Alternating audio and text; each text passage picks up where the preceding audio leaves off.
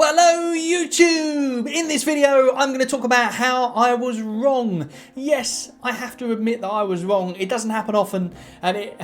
who am I trying to kid? Happens all the time. The point is that I wasn't saying it as a definite, I was just speculating that this may be the case and sort of giving a reason as to why it could be the case. I had no proof of that, and I was just having a speculation based on the facts that I knew, and in this case, I was completely wrong. Because the actual thing the other day wasn't actually them giving collectibles or giving the chance of collectibles to some of the staff members, which we thought would be the case, but instead it was an actual exploit, and we'll go over that in a little bit's time. But before we do, let's go over to the main screen so we can see what's going on in the world of crypto and all that kind of good stuff today.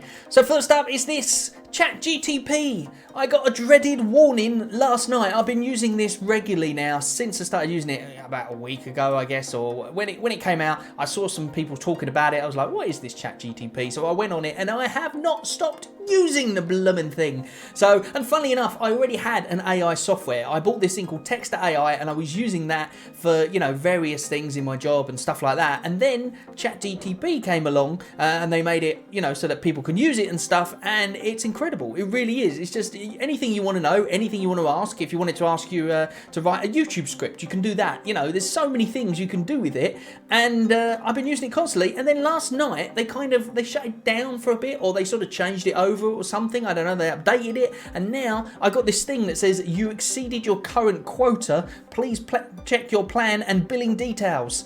Now I can't find any billing details anywhere for it, so I'm guessing that they're going to start charging people now to use it, which is a real because I was using it all the time. But you know, at the end of the day, if I got to pay $10 a month or something like that, then I guess I'm happy to do that. But it's really nice that it's free, and that's obviously why so many people are using it. But I did see a graph today on Twitter, which was really interesting, which was the amount that ChatGTP has information that has been fed was like a really small dot, and then it showed the amount of information that ChatGTP 4 has been fed to update the AI, and it's like that compared to like a tiny little dot. So therefore, I think number 4 is going to be absolutely crazy when they come out with it. And the way this thing is moving, the rate that it's moving so fast, I think it's not going to take long before that comes out, and you'll literally be able to get an answer for anything. Because I must admit, some of the times it has got stuff wrong. I asked it to analyze a poem for me, and it completely went off the beaten track and got a completely different random poem. It was very, very strange. And it insisted, I had this like little argument going back and forth with ChatGTP. That's not the poem. And they said, oh, sorry, I believe it is the poem. I went, that's not the poem.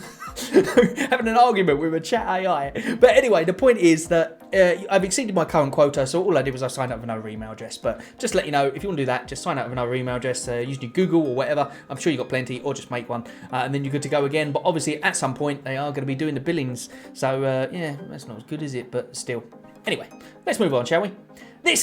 Lots of people have been asking me how I did this. I put this on Twitter. I was just literally messing around. Obviously, I've been messing around with ChatGTP. I decided to mess around with AI. I tried DALL-E, and I wasn't really into it. I'll be honest with you. I've got the, now what is it called? Stable Infusion. I've been trying to learn how to use Stable Infusion. That's a little bit more complicated than most.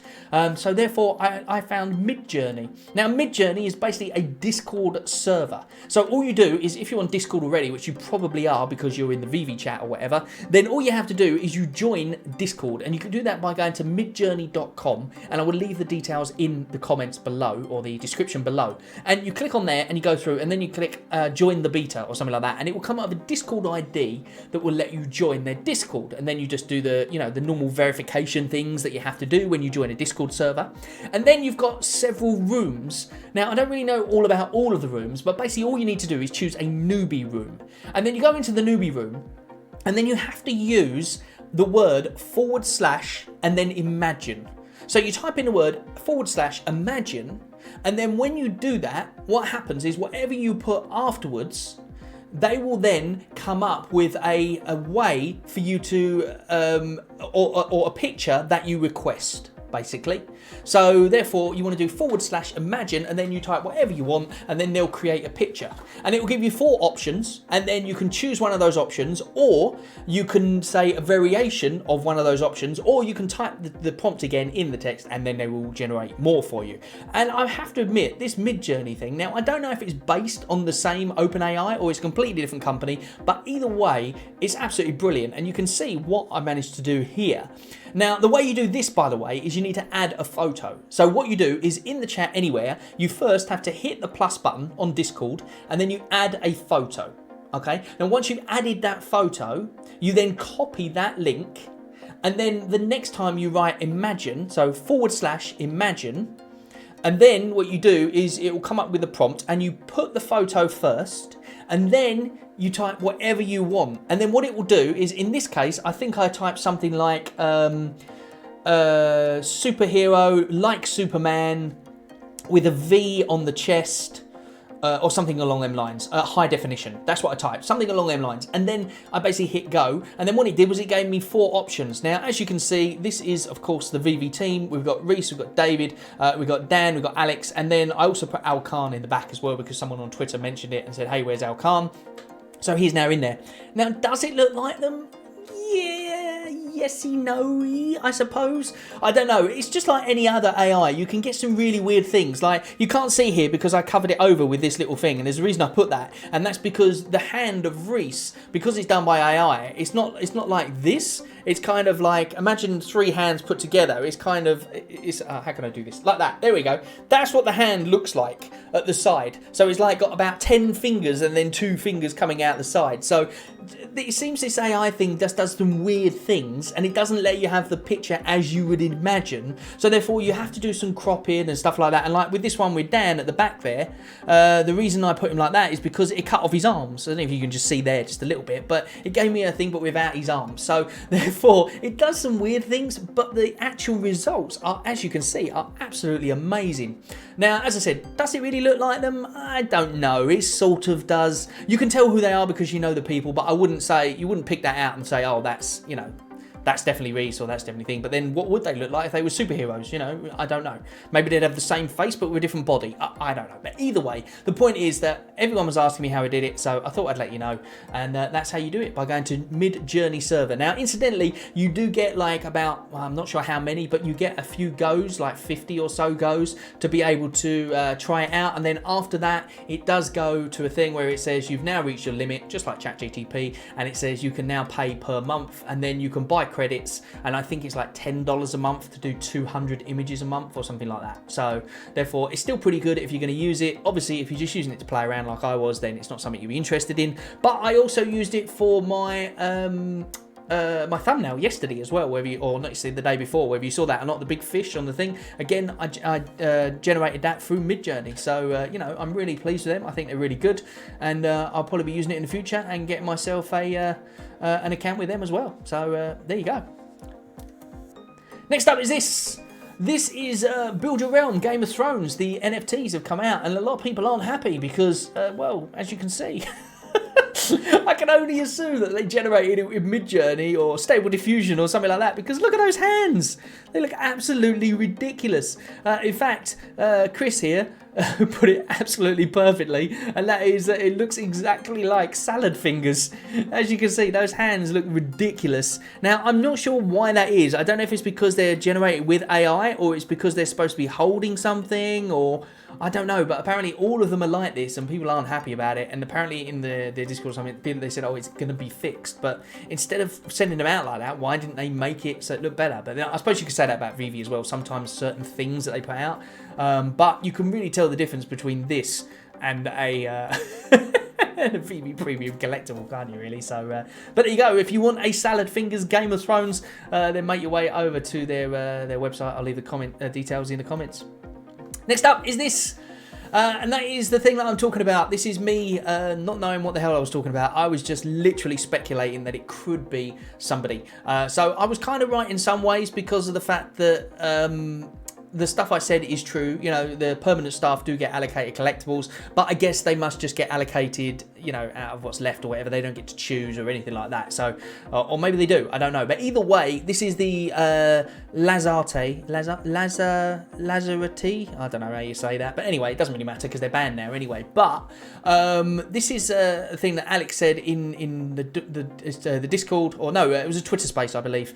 And they put there, Danny Boy Liac, I think that's it, or maybe it's LIAC, or JDS the movie is what it is, at JDS the movie. If you go to his thing, or even the Cray Mountain there, if you go to that one as well, you will see the thing from Twitter space where Alex confirms what it is, and he basically said that it was an exploit, and somebody had figured out a way to be able to figure out what the mint is before buying it. Simple as that. So therefore they've banned the account, etc, etc. Now, I'm a bit wondering about that one. Should they ban the account? Because although they were using it to, you know, they found an exploit and they were using it, they weren't really doing anything bad, were they? They weren't doing anything illegal. They were getting mints that they shouldn't have been getting because they were going through and checking what they were before they were getting them, and they were, you know, very clever that they managed to get that. But were they actually doing anything apart from terms of service? I guess maybe they were. I suppose it depends how they were doing it, because at the end of the day, I remember when they used to put the mint number.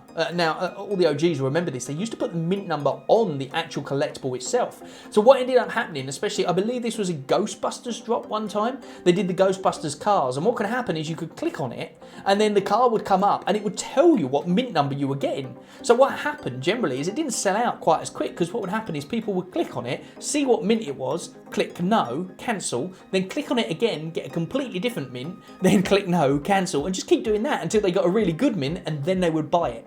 So that's what happened, and that's why they decided to put the mint number after you bought it, so that way it kind of circumvents that. And what this person managed to do is find a way to actually figure out what the mint number was before buying it. Simple as that. But yeah, anyway, that's all been closed now, case closed. So therefore we can get back to our daily lives and the next bit of FUD that comes with veve. But anyway, they've been quite quiet lately, haven't they, old veve? They haven't really released much. They've released a few bits here and there. Oh, one thing I did want to ask you, actually, and that is, what do you think of the one of ones? Do you think they're worth buying, or whoopsie daisy, do you think they're worth buying, or do you think it's just, you know, a way to get gems off the market, essentially? Because my kind of theory is this. The theory for me is that if you're a real collector and you want a one of one, then I guess it makes sense. But for anyone else who is just, you know, doing this for an investment, essentially, is it worth the investment? Because at the end of the day, you need somebody who wants to buy it off you for more than you paid for it in order to make it an investment. So is anyone going to be that bothered about the one-of-ones? And the thing is that they're kind of saturating the market with them as well. They're constantly coming out, aren't they? You know, 1 or twice a week or whatever, different comics and all that. And yes, some of them look great. I'm not going to lie, they look great and they are a good thing to have, but are they worth an investment, or is it just because you're a collector? Let me know in the comments what you think and whether you've been buying any of the one-of-ones. Personally, they're way out of my price range, and I don't even know if I would consider buying them anyway, because even, you know, like buying a Pokemon card or something, you're buying it because you enjoy it and you like it or whatever, but then it's also going to possibly go up in value. Whereas these are slightly different in the sense that, you know, who is necessarily going to want them? You have to have a buyer in order to be, you know, to be able to sell it. So would you buy it as an investment? I don't know. Let me know in the comments what you think, and I'll see you on the next video.